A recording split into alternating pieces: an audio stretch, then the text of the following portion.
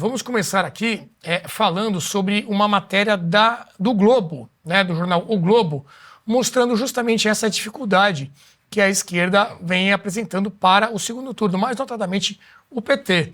Diz o Globo o seguinte: há poucos dias da eleição, a esquerda não lidera segundo turno nas capitais e pena para herdar os votos de Lula. Temos aí essa manchete, está aí, ó, o jornal O Globo trazendo essa notícia. E aí eu quero mostrar uma segunda imagem, que é justamente um mapa do Brasil trazendo essas disputas. Então, o PT no segundo turno. Vou trazer aqui o que está ali embaixo, em destaque. Temos Fortaleza, a disputa entre André Fernandes, do PL, e o Evandro Leitão, do PT. Em Cuiabá, o Abílio Brunini, do PL, contra o Lúcio Cabral, do PT. Em Natal, Paulinho Freire, que é do União, contra a Natália Bonavides, do PT. Em Porto Alegre, Sebastião Melo, do MDB, contra a Maria do Rosário, do PT. E em São Paulo, Ricardo Nunes, do MDB. E aí o Guilherme Boulos, que não é do PT, mas é praticamente ali um representante, né, do Lula aqui em São Paulo nessa disputa para o segundo turno. Passo a palavra para uma primeira análise aqui do Lubauer em relação a esse segundo turno.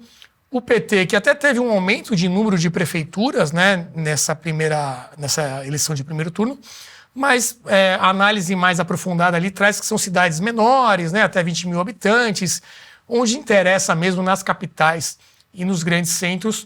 O PT teve um desempenho bem decepcionante, né, Lubauer? É verdade, uma das maneiras de analisar a importância não é só o número de cidades, mas é o número de pessoas governadas, né? Quando você vê esse número também o PT perdeu muito.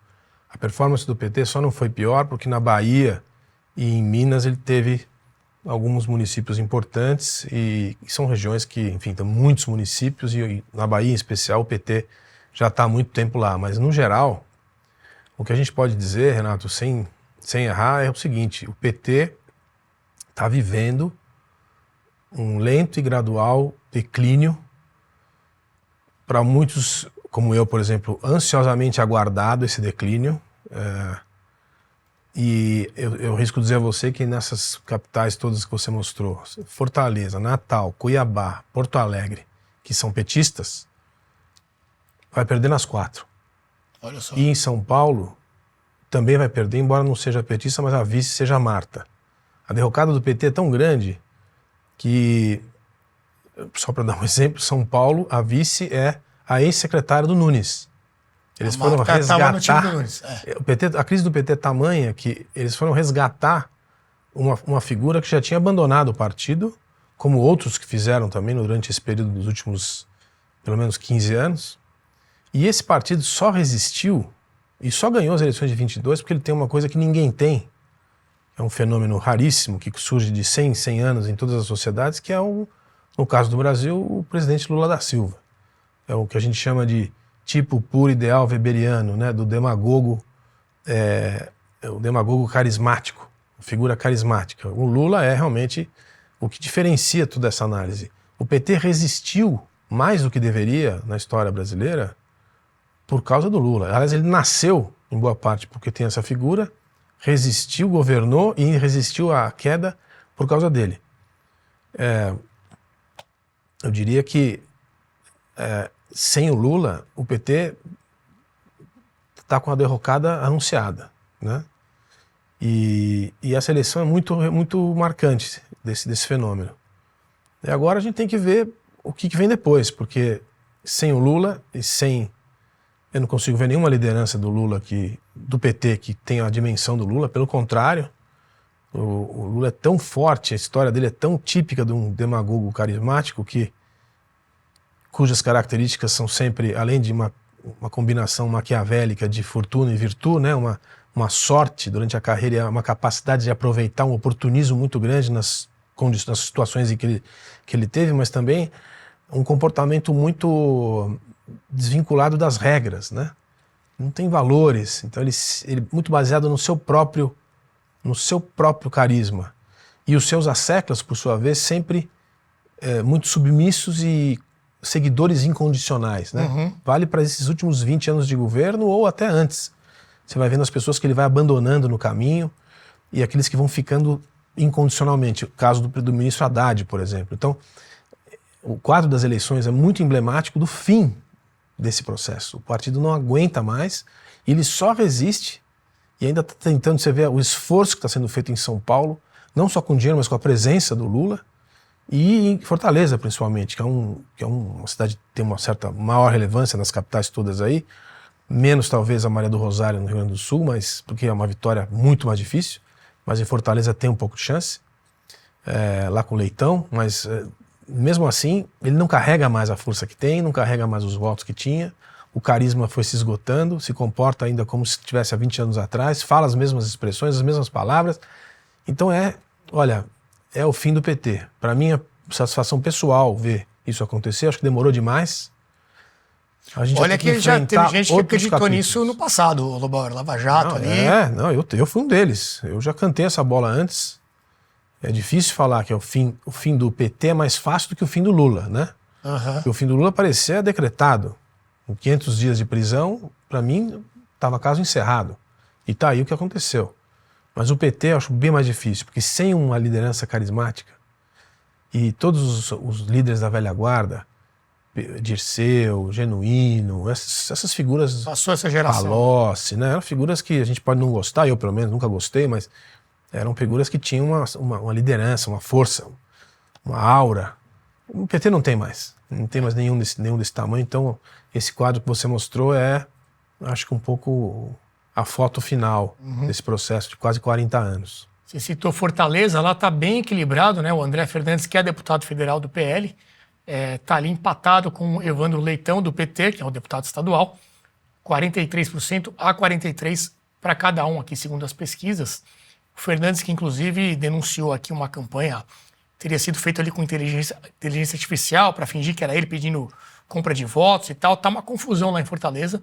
E teve também o apoio de membros do PDT ao candidato do PL. E isso causou um racha lá dentro do PDT, que é um partido, enfim, de esquerda. Então a situação é bem quente lá no Nordeste. Eu vou passar agora para o Jean Turco comentar, mas antes eu queria a imagem da pesquisa para o segundo turno de Belo Horizonte. O Jean Turco que está lá na capital mineira. E lá nós temos a disputa entre o Bruno Engler, do PL, e o Fouad Noman, que é do PSD, que é o atual prefeito, né? Era apoiado ali pelo Calil, todo mundo. E aí nós temos 3 cenários, né? 3 pesquisas, Datafolha, Quest e Real Time Big Data. Em todas elas, o Fouad está na frente, uma certa vantagem, ali fora até da margem de erro, mas o Bruno Engler tem apoios importantes aí, Bolsonaro, Nicolas, muita gente fazendo campanha para ele. Então, mais o favoritismo permanece aí para o Fouad Noman. O Jean Turco, como é que você está avaliando esse quadro geral aí da disputa de segundo turno? Se tiver alguma opinião mais aprofundada sobre Belo Horizonte também, é bem-vindo o teu comentário. Boa noite. Boa noite a todos. Peço de novo desculpa, essa semana ainda estou com tosse, um pouco resfriado. Mas é o seguinte, olha, as eleições locais, por um lado, recebem sempre menos atenção, porque obviamente ao nível local, os prefeitos não têm todo o poder que tem, obviamente, o presidente. Mas tem um valor político muito importante. Tanto como um sinal sobre o que está acontecendo ao nível nacional, ou seja, as pessoas costumam votar em parte ao nível local como uma confirmação ou não, se eles estão gostando ou não do que o governo nacional está fazendo, mas também as pessoas votam pelas pessoas, muito mais que pelos partidos, muito mais ao nível municipal do que ao nível nacional. Então, o que acontece? As eleições locais é onde, na verdade, se tece a grande rede de articulações, de acordos, de coligações entre os partidos. É o caso que você citou do apoio do PL, de um candidato do PL, a um candidato do PT, e que criou um racha dentro do PL, simboliza muito isso. Geralmente essas coisas sempre aconteceram. O jogo nacional é um jogo de uma camada, o jogo local é um jogo de outra camada. E sempre teve essas aparentes incongruências, incoerências, onde partidos que ao nível nacional estavam em lados opostos, depois ao nível local sempre fizeram acordos, etc. Hoje, este evento que está acontecendo mostra, a meu ver, o que é um fenômeno que já estamos vendo já faz alguns anos, de uma nacionalização das eleições locais, de uma ideologização maior, mais forte, das eleições locais. A famosa, tanto falada, polarização, afinal, está gerando também isso. Então, tem maior valor ideológico nas eleições locais também. Aqui em BH, as pesquisas parecem mostrar isso, como você mostrou, um leve favoritismo do Fuad, tudo indica que vai ser isso. É engraçado porque as eleições aqui em BH vão ser entre o prefeito mais velho da história de BH ou o prefeito mais novo da história de BH. O Engler tem 27 anos. Sobre o PT, a situação que você estava falando antes, eu diria o seguinte: concordo que estamos numa fase de queda depois destes 40 anos. Já falamos semana passada, o PT é um partido importante, tem seu poder enquanto PT, mas obviamente muito ligado à figura de Lula. Então, nesse sentido, tem uma componente personalista. Agora, o que está acontecendo também? O PT, basicamente, nos últimos anos, ficou relegado principalmente ao Nordeste. Então, quando perde algumas capitais do Nordeste, obviamente o baque é muito grande. No resto do país, este domínio do PT não é tão grande quanto no Nordeste. Ainda, além disso, governar desgasta. Todos os países, todos os partidos que estão no governo, especialmente o partido principal do presidente ou do primeiro-ministro, quando governam, ao governar se desgastam, perdem apoio popular, perdem votos. Por quê? Isso quase sempre, nem sempre, mas quase sempre. Por quê? Porque, obviamente, ficar na oposição é muito mais fácil, criticar é muito mais fácil, governar é muito mais difícil. Você, inevitavelmente, acaba gerando insatisfações entre quem não gostava de você mesmo nem no começo, inclusive entre quem gosta de você, quem te apoiou, quem votou para você. Porque você não consegue, dificilmente, consegue contentar sua mesma base eleitoral. Quando nas eleições locais tem outros candidatos de partidos aliados, como por exemplo o caso do Boulos em São Paulo, aí nós notamos que as pessoas tendem a ir nessa direção e abandonam o partido nacional, etc. Além disso, falta um substituto, uma liderança. Lula já tem 78 anos, a queda física que ele teve, né, a queda, caiu mesmo e se machucou, em parte pode acontecer com qualquer um, em parte também talvez é devido à idade, e também o fator Janja, não que seja o principal, mas a meu ver também contribuiu. Todas as pesquisas mostram que ela não tem os favores da população, senão entre alguns fiéis do PT, etc. Então, o fator Janja, com sua exposição, aqueles sorrisos, aquelas frases, aquela atuação, além as viagens, os gastos, etc., aquela atuação além do papel dela, que seria de mera primeira-dama, está contribuindo para desgastar também o PT, tanto na imagem quanto em algumas brigas internas que estão surgindo por ela e por outros motivos também. Pois é, esse ponto é importante, né? Ser governo tem suas desvantagens. Você vira a vidraça, a cadeira ferve, né? Como alguém já disse. Eu queria mostrar agora também um quadro que traz as pesquisas em Curitiba. Muita gente até no chat aqui comentando sobre a candidatura da Cristina Gramel, e ela está lá disputando com o Eduardo Pimentel. A Quest traz 42% para o Pimentel e 39% para a Cristina, e a Atlas Intel 49% a 44,9%.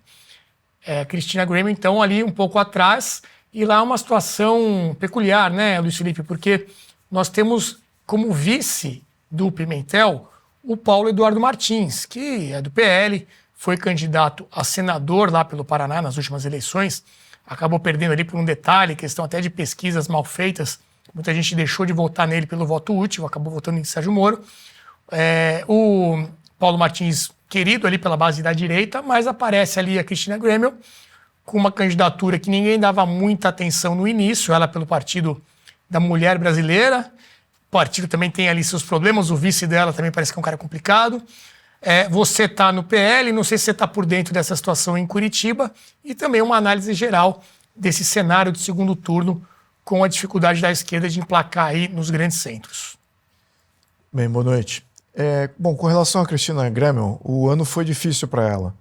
E ela fez nada menos do que heroísmo na sua candidatura. É a candidatura mais heróica que nós temos aqui do país, né? Um partido pequeno, sem expressão, sem dinheiro aplicado aí, está praticamente sozinha.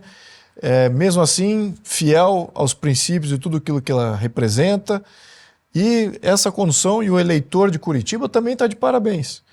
Porque o eleitor de Curitiba que sinaliza esse voto a Cristina Grêmio e consegue fazer essa leitura granular do que ela representa, não é qualquer eleitor, não é todo o estado que tem esse tipo de reverberação a uma candidatura tão fora do normal, né? Eu acho que a gente tem que entender que isso é positivo, quase uma candidata antissistema, né? Que praticamente nem depende do sistema. E representa muita coisa que nós defendemos aí nos últimos 10 anos, que são fundamentais para a gente limitar o sistema, trazer mais transparência, acabar com a ditadura lá do STF. E vemos o outro candidato, infelizmente, estamos com um amigo nosso que representa muito do que a gente fala, mas ficamos com aquelas lealdades cruzadas, né? Gostamos da história da Grêmio, apoiamos ela no seu pleito, acho que também é o pleito que tem a moral do lado dela, né? Nesse momento. Do outro lado, você tem um partido monumental, que é o PSD, uma força política aí, capaz até de sustentar o STF, o seu lá presidente de Senado não vota absolutamente nada que não seja do interesse do governo e dos compadrios que existem entre o governo e o PSD. Então, assim, é literalmente isso, é a candidata antissistema versus um representante do sistema ali encarnado, né?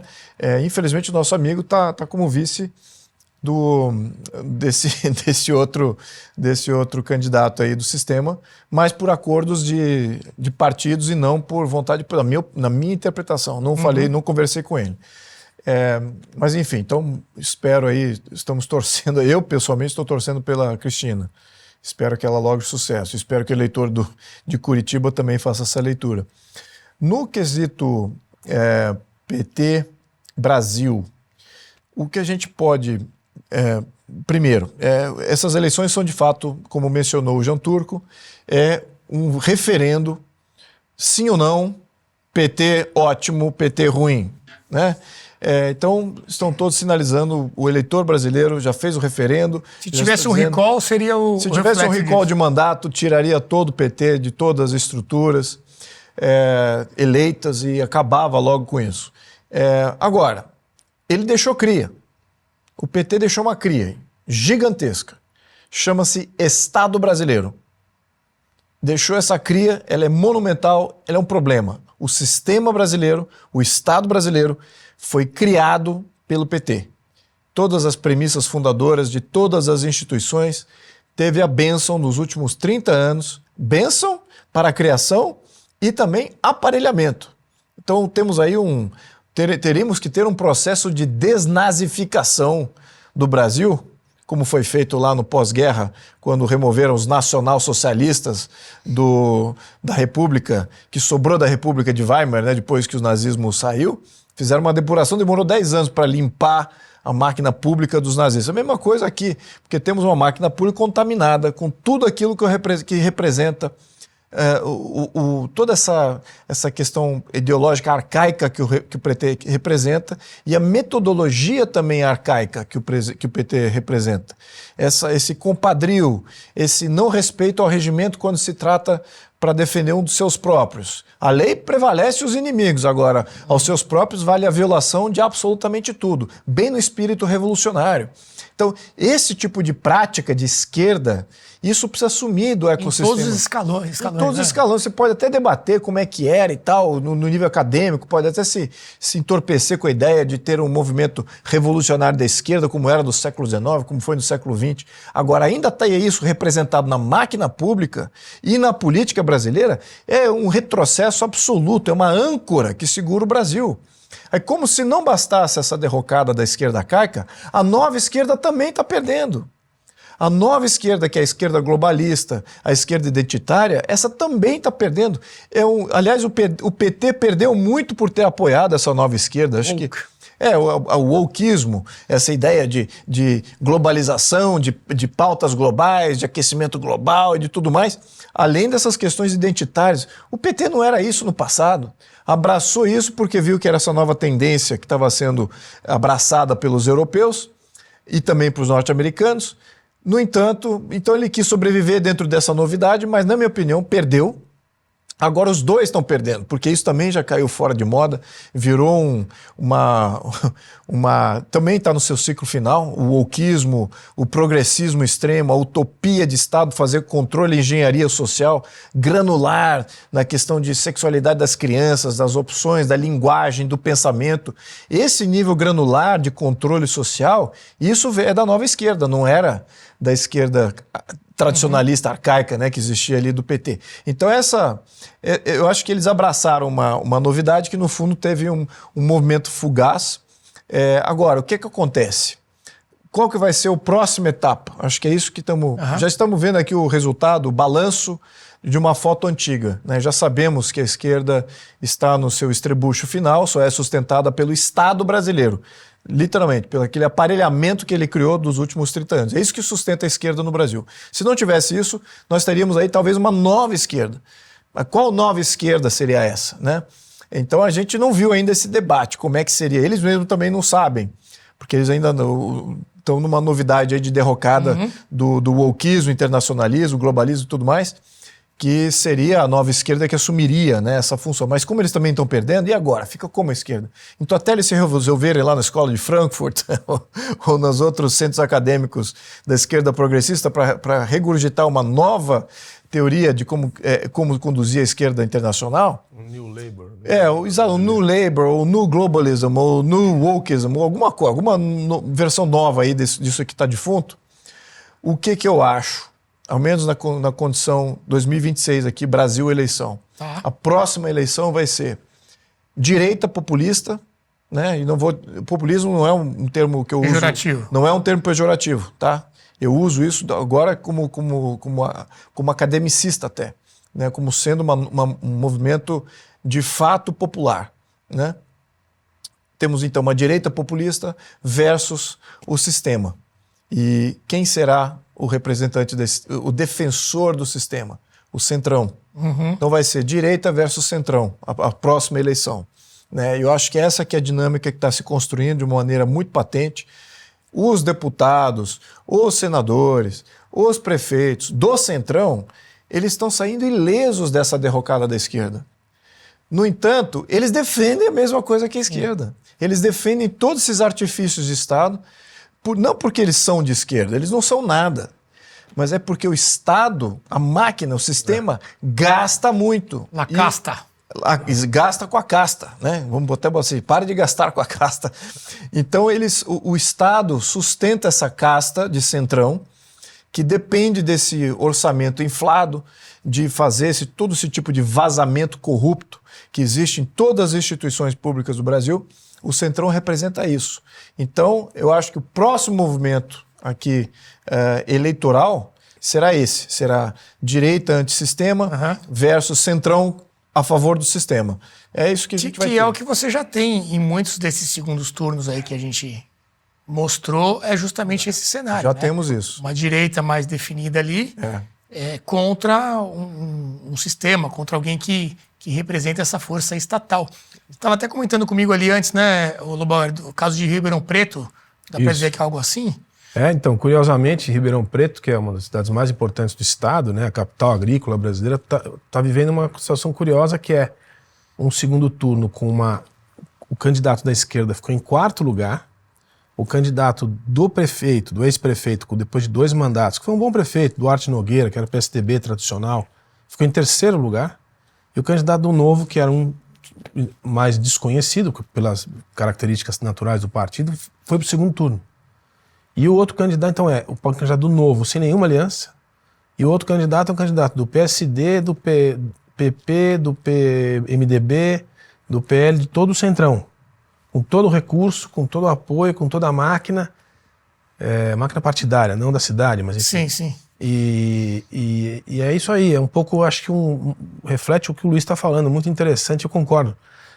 Já é um sinal em alguns lugares do Brasil, em Ribeirão também, dessa direita, vamos dizer assim, como é que a gente vai chamar, da nova direita, vamos colocar assim, ou como você colocou, da direita populista, se quiser, do populismo, no conceito que você colocou, que também é preciso esclarecer o que é o populismo, que o Luiz fez referência, mas e toda essa união de forças tradicionais, que é menos pior, na minha opinião, do que a esquerda tradicional, por causa dessa ideologia carregada de atrasos, de inadimplência, de políticas públicas desequilibradas, né? Mas ainda para a gente trazer um pouco para o nosso curso, os resquícios do varguismo, né? Aquele Estado perdulário, empregador, lento, burocrático. Corporativista, então. Patrimonialista. E aí eu acho que vai acontecer isso mesmo, é uma evolução. Agora, o que a gente via sempre, e sempre falava, ô Luiz, que no fim das contas o centro é que decide as eleições, né? Você tem ali os dois polos mais bem definidos, e aí o eleitor de centro, que não é tão ligado a alguma pauta, é quem acaba fazendo a diferença. E os políticos, pelo menos eu acreditei nisso durante muito tempo, esse pessoal do centrão, eles farejavam para que lado a coisa está indo, a opinião pública está indo, e eles vão junto. Mas esse cenário que você está me dizendo, talvez está mostrando algo diferente, que é o político do centrão, ele vai querer defender o dele ali, porque essa direita hoje representa uma ameaça. Não é simplesmente uma cor diferente, né? É uma ameaça a tudo aquilo que ele quer manter, que são esses privilégios, que são essas influências políticas, esses cargos e tudo mais. Então é um desafio maior para a direita. Eu acho que o que vai, assim, de curto prazo, em função do vácuo ideológico que você tem quando você tem uma implosão da esquerda, quem vai defender a esquerda, tal qual ela se materializa nas instituições públicas, nas políticas públicas, nos orçamentos, quem vai defender isso será o centrão. Então o centrão é a nova esquerda. Então, ao menos até a esquerda achar que ela reconectar com alguma ideologia que ainda tem algum rescaldo aí do marxismo lá do século XIX, até ele se reencontrar com isso, na prática você vai ter um centrão esquerdista que defende o sistema, corrupto pra caramba, e que vai manter essas práticas de Estado tirânico sobre o grande pretexto da eficiência do Estado, que o Estado consegue ser eficiente e que ele combate os radicalismos da direita não democrática, com mobilização. Salvar a democracia. Pois é, e mais aquela, para se salvar até como representante, como tendo alguma legitimidade. Então, eu acho que essa que vai ser a dinâmica que vai ser construída. Eu espero que o eleitor tenha mais consciência disso, porque, veja bem, você colocou muito bem no início da tua fala, que você disse que o Centrão sempre foi aquele mediador do poder, foi a eminência parda por trás dos governos. Mas o que está acontecendo agora? Ele também vai estar à beira de ficar desvelado. Quem é o Centrão? Que o Centrão é o dono da máquina. O Centrão, até a esquerda tem problema com o Centrão. A esquerda tinha que lidar com o Centrão também para governar. A esquerda tinha que fazer os esquemas que o Centrão pedia de corrupção, mensalão, petrolão e tudo mais, para poder ter governabilidade. Então, tem entidades ideológicas da esquerda que não tolera lidar com o Centrão, tanto quanto alguém da direita ter que lidar com o Centrão. Então, nesses pontos, acho que a direita e a esquerda ideológica convergem contra o Centrão. Mas o Centrão, na sua sanha de sobrevivência, como um chacal que é preso por uma armadilha de caçador, que rói a própria perna e se salva, e deixa essa perna por lá, eu sei que nesse instinto de sobrevivência, o Centrão vai se colocar com vai adotar a narrativa da esquerda, que foi a narrativa que sustentou algum tipo de debate vivo do lado da esquerda, algum resquício ali de representatividade da esquerda, mas agora ele, como sendo o dono do poder e não tendo qualquer narrativa contra o populismo da direita, ele vai assumir a narrativa da esquerda. Então eu estou vendo que a gente tem um embate aí muito importante porque finalmente a gente vai ver quem é o dono do sistema. E finalmente a direita vai ter que enfrentar o dono do sistema e não ficar fazendo composição. Eu acho que é isso que o eleitor vai estar muito mais rigoroso nessas questões de acordos e tudo mais que são plantados. E eu entendo a parte pragmática disso. Eu entendo, lá em Brasília, eu entendo a sobrevivência, a pessoa tem mandato e para ele exercer o mandato dele, ele tem que compor com um, tem que pedir a assinatura do outro e tal, e o outro é de um partido que não é da direita nem da esquerda, mas tem que fazer parte. Então eu vejo como isso tem uma tendência, né, a fazer os acordos, uma tendência de não manter conflito, e manter-se em conflito custa caro. Né? Você quer sempre... Sim. apaziguar, chegar no que o francês chama de détente, né? Você dá aquela distensão durante a Primeira Guerra Mundial que criou-se esse termo, quando você dá aquela distensão, aquela apaziguada, assim, para você ter um pouquinho mais de fôlego, né? Então, eu acho que a gente vai chegar nesse momento de enfrentamento do real dono do sistema, que tem sido o Centrão todo esse tempo, e isso vai ser extremamente positivo. Eu vejo os próximos ciclos, algum ruído da esquerda ainda que comanda o Estado, vai estar interferindo, sem dúvida, mas o eleitor vai estar muito mais esclarecido de quem é o Centrão, o que ele comanda, o que ele representa, e o Centrão vai fazer uma opinião, vai definir. Ou ele vai para a direita mesmo e reforça essa opinião antissistema e resolve ser um reformador do sistema, ou você vai ter aquele Centrão que não, eu quero me proteger aqui, eu quero manter o sistema vivo e fazendo todos esses esquemas como eu fazia antes.